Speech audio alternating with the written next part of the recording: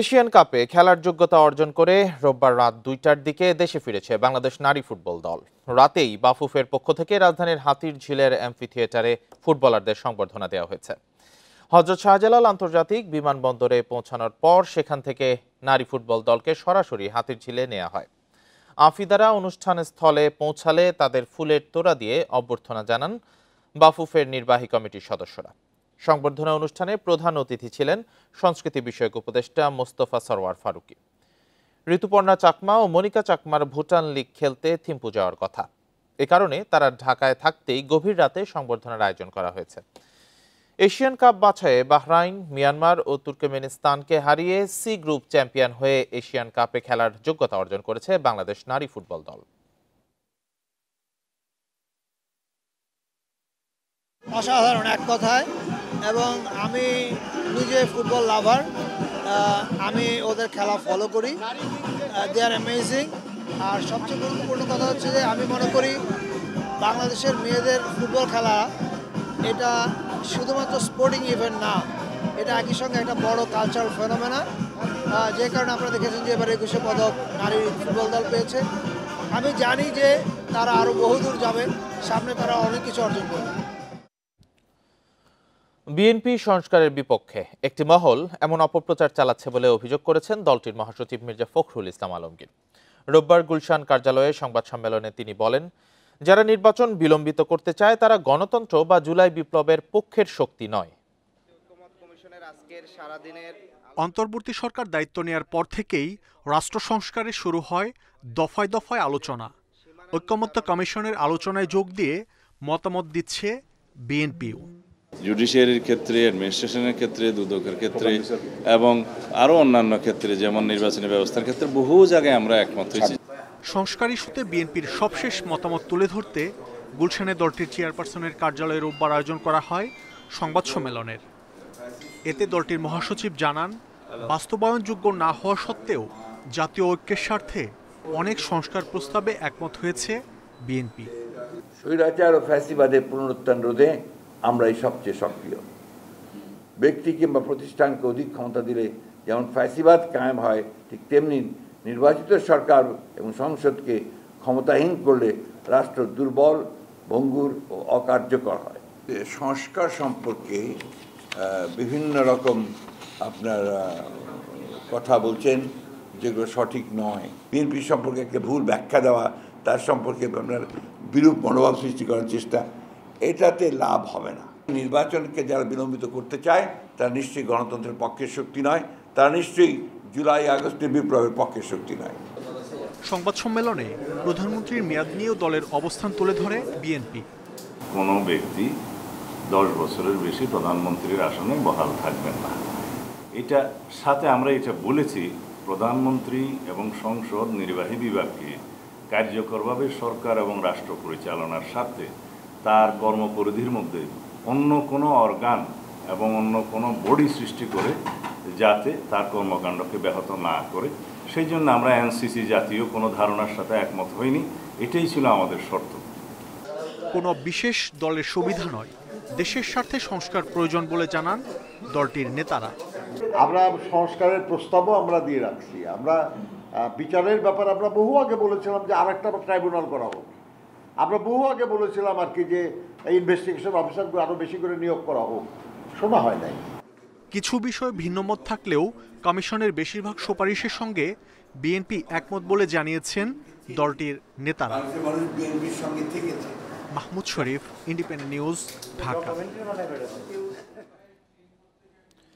দেশকে দ্রুত গণতান্ত্রিক ধারায় ফেরাতে সবাইকে একসাথে কাজ করার আহ্বান জানিয়েছেন বিএনপি মহাসচিব মির্জা ফখরুল ইসলাম আলমগীর। রোববার বিকেলে রাজধানীতে এক আলোচনা সভায় তিনি আহ্বান জানান। জাতীয় নিরাপত্তার স্বার্থে জাতীয় ঐক্য অপরিহার্য শীর্ষক আলোচনা সভার আয়োজন করে foundation for strategic and development studies. এতে যোগ দেন বিভিন্ন দলের নেতা ও বিশিষ্টজনেরা। বর্তমান রাজনৈতিক পরিস্থিতিতে জাতীয় ঐক্য ধরে রাখার উপর গুরুত্ব দেন আলোচকরা। বিএনপি মহাসচিব বলেন, রাজনৈতিক দলগুলোর মধ্যে বিভিন্ন বিষয়ে মতভেদ থাকতে পারে, তবে আলোচনার মধ্য দিয়ে গণতন্ত্রের পথে এগিয়ে যেতে হবে। দ্রুতই গণতন্ত্রে ফিরতে সবাইকে একসাথে কাজ করতে হবে বলেও মন্তব্য করেন মির্জা ফখরুল। 2016 সালে আমরা রাষ্ট্র সংস্কারের কথা বলেছি। আমরা 2023 সালে 31 দফার কথা বলেছি, যেখানে আমরা পুরো রাষ্ট্র সংস্কারের কথা বলেছি। কোথায় প্রবলেমগুলো হচ্ছে আমি বুঝতে পারি না। তার ভোট প্রদানের মধ্য দিয়ে তার সেই মতকে প্রতিষ্ঠিত করবে এবং সত্যিকার অর্থেই একটা গণতান্ত্রিক রাষ্ট্র ব্যবস্থা প্রতিষ্ঠা করবে। প্রশাসনকে দলবাজি ছাড়ার আহ্বান জানিয়েছেন এনসিপির আহ্বায়ক নাহিদ ইসলাম। না হলে পরিণতি আওয়ামী লীগের মতো হবে বলে মন্তব্য করেছেন তিনি। রোববার রাজশাহীতে পথসভা থেকে এমন হুঁশিয়ারি দিয়েছেন নাহিদ। জুলাই অভ্যুত্থানের বর্ষপূর্তিতে এর আগে চাঁপাইনবাবগঞ্জে পদযাত্রা করে এনসিপি। রোববার বিকেলে রাজশাহী নগরীর রেলগেট এলাকা থেকে পদযাত্রা শুরু করে এনসিপি। অংশ নেন দলের শীর্ষ নেতারা। পরে সাহেববাজার 0 পয়েন্টে পথসভা করে এনসিপি। এ সময় প্রশাসনকে দলবাজি থেকে বিরত থাকার আহ্বান জানান নাহিদ ইসলাম। আমাদের স্বপ্ন ছিল না কেবল শেখ হাসিনার পতন, আমাদের স্বপ্ন ছিল একটি নতুন বাংলাদেশ, সংস্কারের মাধ্যমে বাংলাদেশের পুনর্গঠন। কিন্তু বন্ধুগণ, দুঃখের কথা, 5ই আগস্টের পরে নানান শক্তির ষড়যন্ত্রে সংস্কারের পথ রুদ্ধ হয়েছে। দলের আরেক নেতা সার্জিস আলম বলেন, বিচার ও সংস্কার ছাড়া নির্বাচনের কোনো সুযোগ নেই।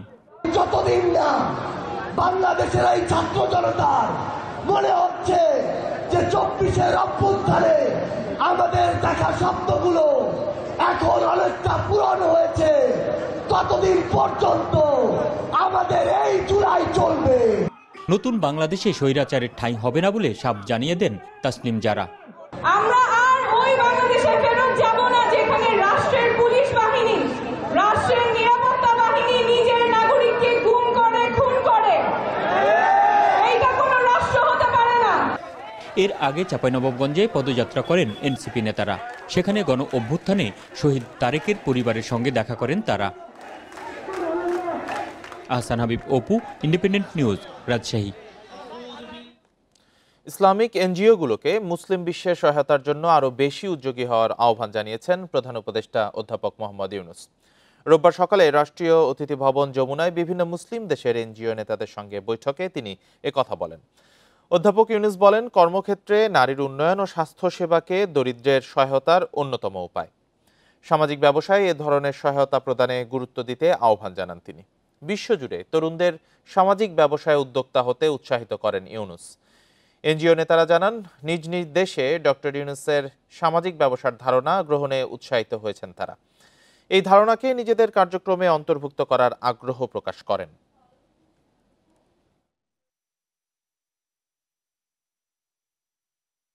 কোটা সংস্কার আন্দোলন থেকে জুলাই গণ অভ্যুত্থান। সহস্রাধিক শহীদের রক্তের বিনিময়ে পতন হয় স্বৈরাচার শেখ হাসিনা সরকারের।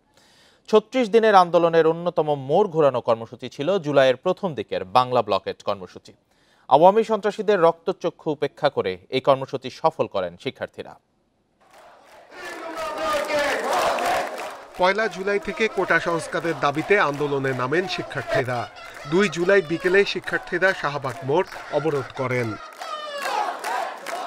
দাবি আদায়ে 5 জুলাই পর্যন্ত বিকেলে একটি নির্দিষ্ট সময় ধরে শাহবাগ অবরুদ্ধ করে শিক্ষার্থীরা। স্বৈরাচার হাসিনা সরকার দাবি উপেক্ষা করলে এবার 7 জুলাই থেকে বাংলা ব্লকেট কর্মসূচি দেয় শিক্ষার্থীরা। আশানুরূপ প্রশাসন থেকে যখন আমরা কোনো ফল পাচ্ছিলাম না, তখন সিদ্ধান্ত আসে যে আমরা বাংলা ব্লকেট করব। বাংলা ব্লকেট এবং পরবর্তী সব কর্মসূচি আসলে শিক্ষার্থীদের অংশগ্রহণ এবং জনমনে আমাদের আন্দোলনের প্রতি সমর্থন বাড়তে থাকে। 7 জুলাই থেকে 9 জুলাই রাজধানীর শাহবাগ, সায়েন্স ল্যাব, ফার্মগেট সহ গুরুত্বপূর্ণ সব সড়কই অবরুদ্ধ করেন শিক্ষার্থীরা। সেই সঙ্গে ঢাকা আরিচা মহাসড়ক, ঢাকা চট্টগ্রাম মহাসড়ক, চট্টগ্রাম খুলনা, রংপুর, বরিশাল সহ সারা দেশে বিভিন্ন সড়ক মহাসড়ক অবরোধ করেন আন্দোলনরত শিক্ষার্থীরা। বন্দর নগরী চট্টগ্রাম ও ময়মনসিংহে রেলপথ অবরোধ করেন বিক্ষুব্ধ শিক্ষার্থীরা। ব্যারিকেড ভেঙে যখন বেরিয়ে যেমন কোটবাড়ি এই জায়গাটায় যখন আমরা অবস্থান নিয়েছিলাম, সেদিন আমরা রাতের 12:30 পর্যন্ত আমরা এখানে অবস্থান নিয়েছিলাম। এরপর আবার পুলিশের বাধাকে উপেক্ষা করে 11 জুলাই থেকে টানা অবরোধ কর্মসূচি পালন করেন শিক্ষার্থীরা। গার্ডিয়ান যাদের কাছে পর্যন্ত আমরা ততক্ষণ পর্যন্ত পৌঁছাতে পারিনি, সিনিয়র সিটিজেন, তারা যাতে এই জায়গায় জিনিসটা এনগেজ ফিল করে। এবং আমরা দেখতে পাচ্ছিলাম যে যখনই আমরা কোনো একটা পয়েন্ট ব্লক করছি, কিন্তু মানুষ আসলে আমাদের সাপোর্ট দিচ্ছিল, বলছিল যে 2 দিন কষ্ট করবো, 1 সপ্তাহ কষ্ট করবো, কিন্তু হলো গিয়ে আমার ছেলে, আমার মেয়ে, আমার নাতিপুতিরা যাতে হলো গিয়ে এই যে পরবর্তী যে তাদের উপর যে বৈষম্য সেই জিনিসটা না হয়। আওয়ামী সন্ত্রাসীদের সকল ধরনের হুমকি রক্তচক্ষু উপেক্ষা করে আন্দোলন ধরে রাখে শিক্ষার্থীরা।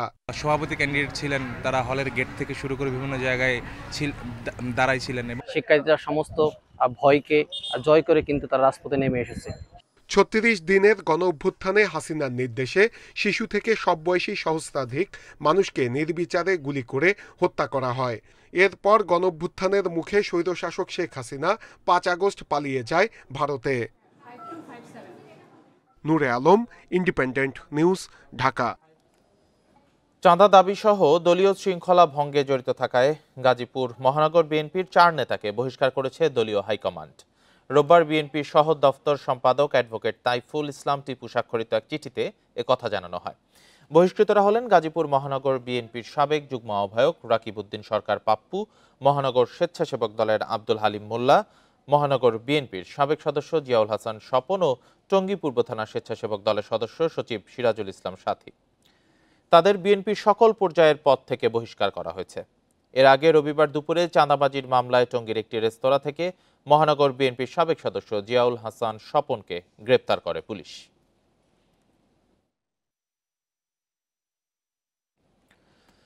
পবিত্র আশুরা উপলক্ষে রাজধানীতে তাজিয়া মিছিলে যোগ দেন হাজারো মানুষ। রোববার পুরান ঢাকার হোসাইনি দালান থেকে শুরু হয়ে ধানমন্ডির জিগাতলায় শেষ হয়। কারবালার স্মরণে মখমলের চাঁদোয়ার নিচে বহন করে নেওয়া হয় ইমাম হোসেনের প্রতীকী কবর।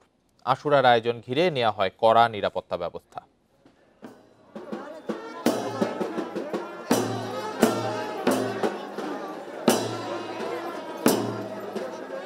পরনে কালো কাপড়, মাথায় বাঁধা কালো পতাকা, শিশু থেকে বৃদ্ধ সব বয়সী নারী পুরুষের কণ্ঠে শোকের মাতম।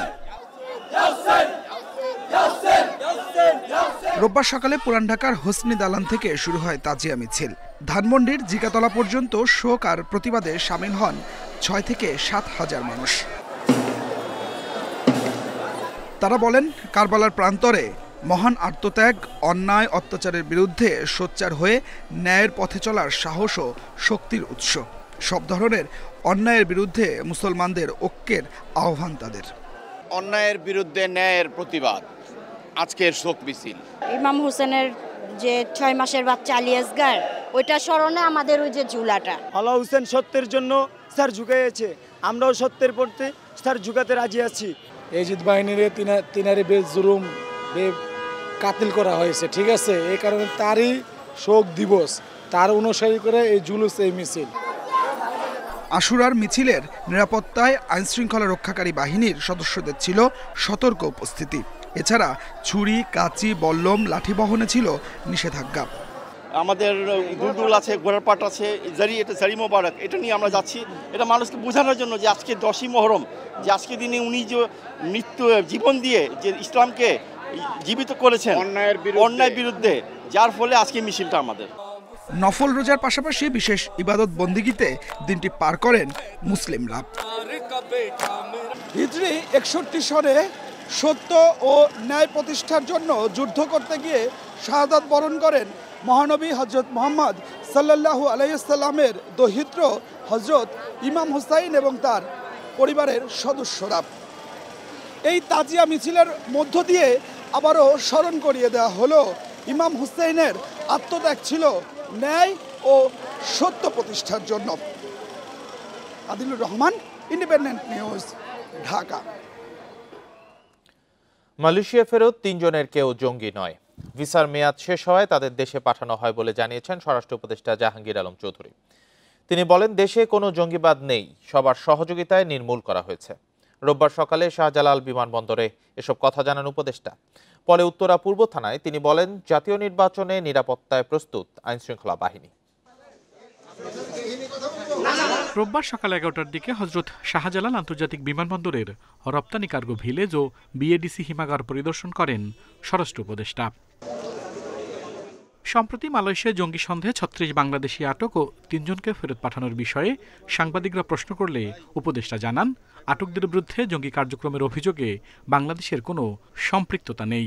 ওই 5 জনকে আসা হয় নাই, তাদের সাথে আমাকে সরকারি লেভেলে যোগাযোগের চেষ্টা করা হইতেছে, আমরা ইনভেস্টিগেশন করে দেখব। বাংলাদেশে জঙ্গিবাদের কোনো অবস্থান নাই, এখানে কোনো ধরনের জঙ্গিবাদ নাই, আপনাদের সহযোগিতায় কিন্তু এখানে জঙ্গিবাদ নির্মূল করে দেওয়া হয়েছে। পরে ইন্ডাস্ট্রিয়াল পুলিশের সদর দপ্তর ও উত্তরা পূর্ব থানা পরিদর্শন করেন স্বরাষ্ট্র উপদেষ্টা। নির্বাচনে আইন শৃঙ্খলা নিয়ন্ত্রণে রাখতে রাজনৈতিক দলসহ সবার প্রস্তুতি প্রয়োজন বলেন তিনি। সবচেয়ে বেশি প্রস্তুতি দরকার যারা ইলেকশনে পার্টিসিপেট করবে তাদের।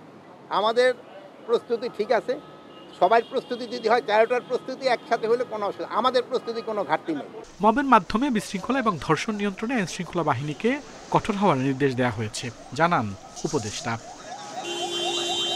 আল আমিন হোসেন, ইন্ডিপেন্ডেন্ট নিউজ, ঢাকা। ঢাকার নবাবগঞ্জে বাসায় পুলিশের অভিযানের পর পাশের ক্ষেত থেকে উপজেলা যুবদল নেতা আমজাদ হোসেনের মরদেহ উদ্ধার করা হয়েছে। রোববার উপজেলার মিঠাকান্দা এলাকায় এ ঘটনা ঘটে। পুলিশ জানায়, উপজেলা যুবদলের সাবেক সাধারণ সম্পাদক আমজাদ হোসেনের নামে একটি চেক ডিজঅনার মামলা রয়েছে। তাকে ধরতে রোববার ভোরে বাড়িতে অভিযান চালিয়ে পাওয়া যায়নি। পরে বাড়ির পাশের একটি ক্ষেতে অচেতন অবস্থায় পাওয়া যায়। উদ্ধার করে হাসপাতালে নেওয়া হলে চিকিৎসক মৃত ঘোষণা করেন। পালাতে গিয়ে স্ট্রোকে মৃত্যু হয়ে থাকতে পারে বলে ধারণা পুলিশের। এদিকে আমজাদকে হত্যা করা হয়েছে বলে অভিযোগ পরিবারের। কুমিল্লার মুরাদনগরে মা ও 2 সন্তানকে পিটিয়ে হত্যার ঘটনায় গ্রেপ্তার 8 আসামির মধ্যে 7 জনকে কারাগারে পাঠিয়েছে আদালত। রোববার স্বীকারোক্তিমূলক জবানবন্দি দিয়েছেন একজন। এর আগে ঢাকায় র্যাবের হাতে আটক 6 আসামিকে রোববার বিকেলে কুমিল্লার আদালতে হাজির করে পুলিশ। এর মধ্যে 5 আসামিকে কারাগারে পাঠানোর আদেশ দেন চিফ জুডিশিয়াল ম্যাজিস্ট্রেট আদালত। এ সময় আসামি বাচ্চু মিয়ার 164 ধারায় জবানবন্দি রেকর্ড করা হয়। এর আগে শনিবার সন্ধ্যায় সেনাবাহিনীর হাতে আটক 2 আসামিকে পুলিশের মাধ্যমে আদালতে হাজির করা হয়। পরে তাদের কারাগারে পাঠায় আদালত।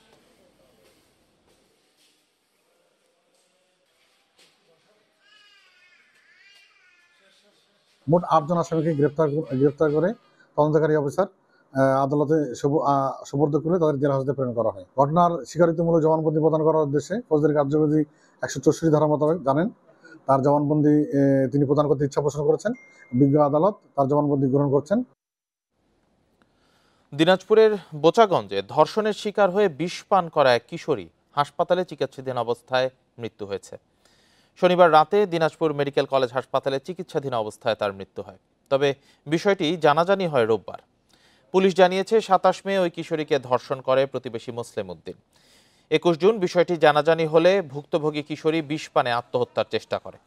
তাকে উদ্ধার করে প্রথমে বোচাগঞ্জ উপজেলা স্বাস্থ্য কমপ্লেক্স ও পরে দিনাজপুর মেডিকেল কলেজ হাসপাতালে ভর্তি করা হয়। 15 দিন চিকিৎসাধীন থাকার পর শনিবার রাতে তার মৃত্যু হয়। মৃত্যুর খবর ছড়িয়ে পড়লে রোববার দুপুরে উত্তেজিত জনতা অভিযুক্ত দাদা মুসলিম উদ্দিনের বাড়ি ভাঙচুর করে। এর আগে 30 জুন ধর্ষণের ঘটনায় বোচাগঞ্জ থানায় মামলা দায়ের করেন ভুক্তভোগীর বাবা। পরে পুলিশ মুসলিমকে গ্রেপ্তার করে আদালতের মাধ্যমে কারাগারে পাঠায়।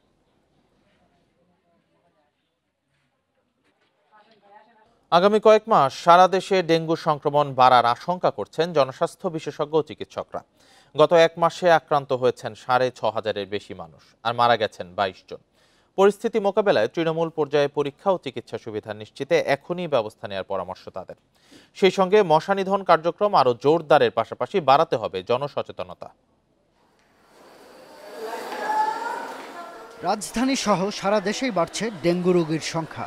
তবে উপজেলা বা ইউনিয়নে পরীক্ষা ও চিকিৎসার যথাযথ ব্যবস্থা না থাকায় চাপ বাড়ছে রাজধানী সহ বিভিন্ন বড় শহরগুলোতে। জ্বর, তীব্র গা ব্যথা, পেট ব্যথা সহ নানা উপসর্গ নিয়ে প্রতিদিনই হাসপাতালগুলোতে আসছেন নতুন রোগী। আলাদা ডেঙ্গু ইউনিটে চিকিৎসা দেওয়া হচ্ছে তাদের। রাজধানীর পাশাপাশি অন্যান্য এলাকা থেকে আসা রোগীর ভিড় সামলাতে হচ্ছে চিকিৎসকদের। গত 1 মাসেই কেসের পরিমাণ বেশি পাচ্ছি, ধীরে ধীরে রাইজ করছে। বাহির থেকে অনেক দূর থেকে পেশেন্ট আসছে, এই প্রবণতা এখনো অত বেশি না। জনস্বাস্থ্য বিশেষজ্ঞরা শঙ্কা করছেন মশা নিধন কার্যক্রম কাঙ্ক্ষিত পর্যায়ে না পৌঁছানোয় এবং সাধারণের সচেতনতার অভাবে সংক্রমণ আরও বাড়বে। মশার বিস্তারের ধরন এটা যতগুলো জরিপ হয়েছে সবগুলো দেখা যাচ্ছে ঊর্ধ্বগতি। যদি ভিন্ন সেরোটাইপ এই বছর হয় গতবারের চাইতে, তাহলে কিন্তু গুরুতর রোগীর সংখ্যা অনেক বাড়বে। সেদিক দিয়েও কিন্তু আমাদের একটা খুবই আশঙ্কার বিষয় আছে। রোগীর চাপ মোকাবিলা এবং সেবা নিশ্চিতে বিকেন্দ্রীকরণকে একমাত্র সমাধান মনে করছেন চিকিৎসক ও জনস্বাস্থ্য বিশেষজ্ঞরা। প্রচুর জ্বরের পেশেন্ট এখন যে কেউ যে কোনোভাবে জ্বরে আক্রান্ত হতে পারেন, হতে পারে ডেঙ্গি, চিকুনগুনিয়া, কোভিড অথবা সিজনাল ফ্লু। এটা নিজে থেকে বোঝা কঠিন। আপনি নিকটস্থ কোনো একটা হাসপাতালে যান। এই রোগীর চাপটাকে বিকেন্দ্রীকৃত করা উচিত, যেন যারা টেস্ট করতে চান তারা যেন তার বাসার কাছেই সরকারি হারে টেস্টটা করতে পারেন। কিন্তু সবাইকে যদি বড় বড় হাসপাতালে এসে ভিড় করে টেস্ট করার জন্য, পর্যবেক্ষণ করার জন্য, প্রাথমিক চিকিৎসার জন্য, তাহলে কিন্তু গুরুতর রোগীর সংখ্যা বাড়লে সেটা সামাল দেওয়া যাবে না। ঘরবাড়ি ও আশপাশের পরিবেশ পরিচ্ছন্ন রাখতে নিয়মিত সরকারি কার্যক্রমের তাগিদ বিশেষজ্ঞদের। পাশাপাশি মশা নিধনে ব্যাপক জনসচেতনতা তৈরি করতে সামাজিক আন্দোলনের রূপ দেওয়ার আহ্বান তাদের। শাহাদাত স্বপন, ইন্ডিপেন্ডেন্ট নিউজ, ঢাকা। গত বছর মার্চে পরীক্ষামূলকভাবে জ্বালানি তেল খালাস হয় সমুদ্রের নিচের পাইপলাইনে, কিন্তু এখনও বাণিজ্যিক ব্যবহারে আসেনি 7,000 কোটি টাকার প্রকল্পটি। বিপিসি বলছে পরিচালন ঠিকাদার নিয়োগে উন্মুক্ত দরপত্র হয়েছে। আগামী জানুয়ারিতে প্রকল্প চালুর আশা সংস্থাটির। অর্থনীতিবিদরা বলছেন বড় বিনিয়োগের সুফল পেতে দরপত্র প্রক্রিয়া দ্রুত করতে হবে। কম খরচে দ্রুত জ্বালানি তেল খালাসে 2015 সালে single point mooring with double pipeline বা এসপিএম প্রকল্প হাতে নেয় সরকার। চীনের আর্থিক ও কারিগরি সহযোগিতায় প্রকল্পের প্রাথমিক ব্যয় ধরা হয় প্রায় 5,000 কোটি টাকা। পরে 3 দফায় বেড়ে হয় 7,125 কোটি। গত বছরের মার্চে গভীর সমুদ্র থেকে পাইপলাইনে পরীক্ষামূলকভাবে তেল খালাস হয়। মহেশখালী স্টোরেজ থেকে ডিজেল নেওয়া হয় চট্টগ্রামের ইস্টার্ন রিফাইনারিতে। আর গত আগস্টে পুরো প্রকল্প হস্তান্তর করে চীনা ঠিকাদার। কিন্তু পরিচালন ও রক্ষণাবেক্ষণ ঠিকাদারের অভাবে অলস পড়ে আছে অবকাঠামোটি। বিপিসি বলছে ঠিকাদার নিয়োগে দরপত্র জমার সময় শেষ হচ্ছে 8 জুলাই। লাকিলি আমরা যদি পেয়ে যাই, একজন কম্পিটেন্ট অপারেটর পেয়ে যায়, তাহলে এটা তাদেরকে ম্যানুফ্যাকচারিং টাইম দিতে হয়। ওই যে আপনার মোবিলাইজেশন পিরিয়ড 3 মাস সময় লাগে। এটা টাগবোট সংগ্রহ করতে হবে, বেশ বড় কাজ। তো এটা আমরা যে লগ করা হয়েছে যে টাইম ফ্রেম, জানুয়ারিতে আপনার অপারেশনে যেতে পারবো। বিপিসি জানায় প্রকল্পে 3 বছরের জন্য পরিচালন ঠিকাদার নিয়োগ হবে। তারপর নিয়ন্ত্রণে নেবে বিপিসির পাইপলাইন ট্রান্সপোর্টেশন কোম্পানি। বিশেষজ্ঞরা বলছেন জ্বালানি তেল খালাসে বছরে 800 কোটি টাকা সাশ্রয়ের সুযোগ দ্রুত কাজে লাগানো উচিত। যদিও এটা জীবাশ্ম জ্বালানি, কিন্তু যেহেতু এটা আমাদের ব্যবহারের ইমিডিয়েট কোনো বিকল্প নেই, সুতরাং সেদিক থেকে হয়তো এটির এই লাইনটি যদি দ্রুত ব্যবহার করা যায় তাহলে আসলে সরকারের অর্থ সাশ্রয় হবে। এই মুহূর্তে সরকারের যেহেতু রাজস্ব ঘাটতি রয়েছে, রাজস্ব একটা চাপ রয়েছে, সেখানে এই ধরনের একটা সাশ্রয় সরকারের আর্থিক প্রণোদনার হিসেবেই সেটাকে বিবেচনা করা যেতে পারে। এসপিএম প্রকল্পের 2 পাইপলাইনে বছরে খালাস করা যাবে 90 লাখ টন পরিশোধিত ও অপরিশোধিত জ্বালানি তেল। Hari Saha, independent news, Dhaka. নীলফামারীতে শ্রমিকের কল্যাণে শ্রম কল্যাণ কেন্দ্র থাকলেও তা কখনো কাজেই আসে না। প্রচারণা না থাকায় এই কেন্দ্রটির কথা জানেন না শ্রমিকরা। অথচ স্বাস্থ্যসেবা, বিনোদন সহ নানা সুযোগ সুবিধা দেওয়ার কথা থাকলেও বছরের পর বছর পড়ে আছে বেহাল। 1978 সালে নীলফামারীর সৈয়দপুরে গড়ে তোলা হয় শ্রম কল্যাণ কেন্দ্র। শ্রমিকদের খেলাধুলা, বই পড়া, সংবাদপত্র পাঠের মতো বিনোদনের কথা থাকলেও নেই এসবের কিছুই। জরাজীর্ণ ভবনে নামমাত্র চালু রয়েছে কার্যক্রম। আমরা যাইলে ডাক্তার পাই না, ওষুধ পাই না, কখনো দেখি এইটা নাই ওইটা নাই আমাদেরকে বলে। শ্রমিক কল্যাণ কেন্দ্র একটা সংস্থা আছে বা একটা আছে, আমরা তো কোনোদিন শুনি নাই। মানুষ অসুস্থ হইলে তো অনেক সময় আসা যায় না আর কি। তো এই সময়গুলোতে যদি আর কি আমাদের অতিরিক্ত একজন ডাক্তার থাকলো তাহলে আর কি উনি এই সেবাটা আর কি দিতে পারতেন আর কি। প্রচার না থাকায় শ্রম কল্যাণ কেন্দ্রটির কথা জানেন না শ্রমিকরা। অথচ অর্থনীতিতে ভূমিকা রাখতে শ্রম কল্যাণ কেন্দ্রের কার্যক্রম বাড়ানোর তাগিদ সুশীল সমাজের। এখানে প্রশিক্ষণের ব্যবস্থা আছে, এখানে অনেক বিনোদনেরও ব্যবস্থা আছে, যেগুলো কার্যকর নয়। আমরা আশা করি কর্তৃপক্ষের কাছে যেন এই শ্রম কল্যাণ কেন্দ্রটি পুরোপুরি চালু হয়। আমার দাবি সরকারের কাছে যে এই শ্রমিক কল্যাণ যে কেন্দ্রটা আছে এটা যেন সচল থাকে। আমাদের শ্রমিক ওখানে পৌঁছাইলে ওরা যেন সেবা পায়। শ্রমিকদের কল্যাণে কেন্দ্রটি পুরোপুরি কার্যকর রাখতে নানা উন্নয়নের আশ্বাস দিয়েছেন উপজেলা নির্বাহী কর্মকর্তা।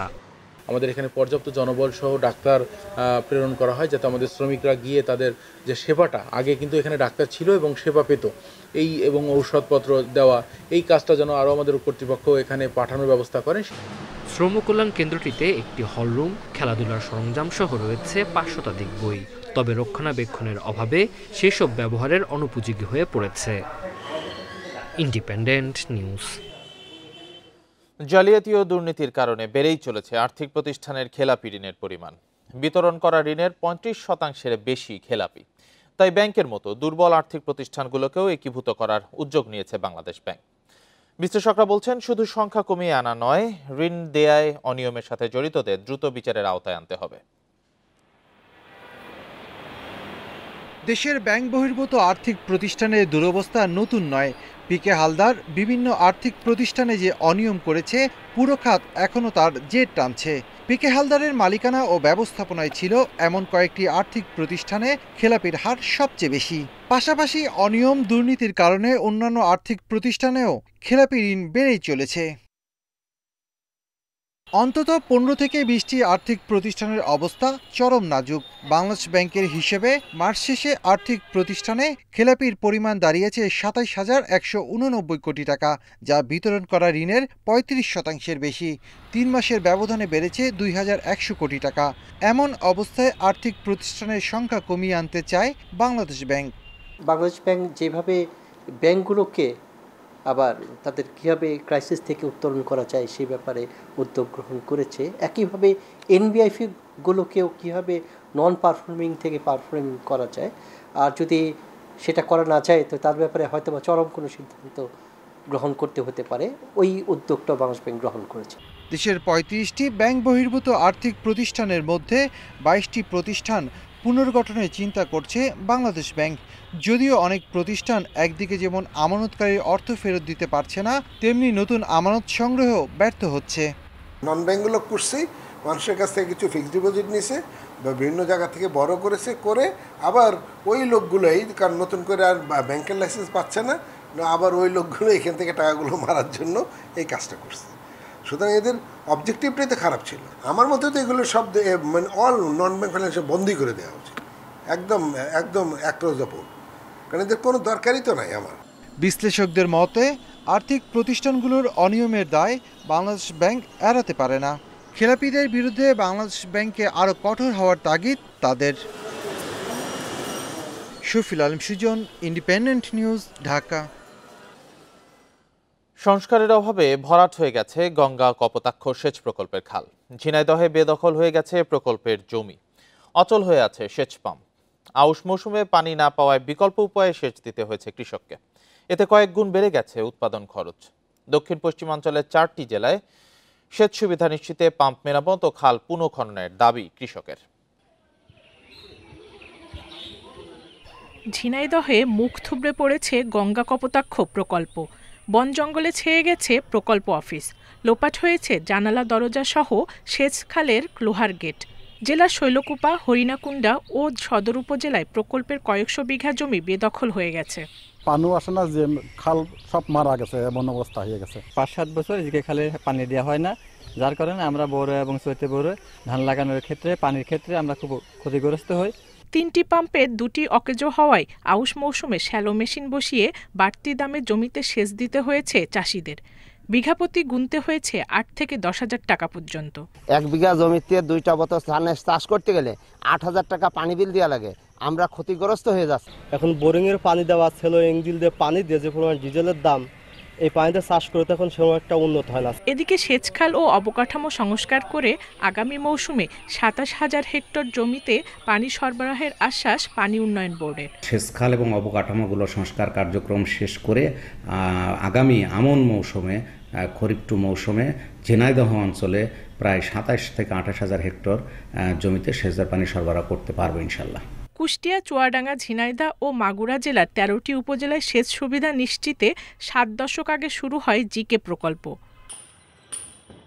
Independent news. আর এই ছিল এখনকার সংবাদে। ধন্যবাদ সবাইকে।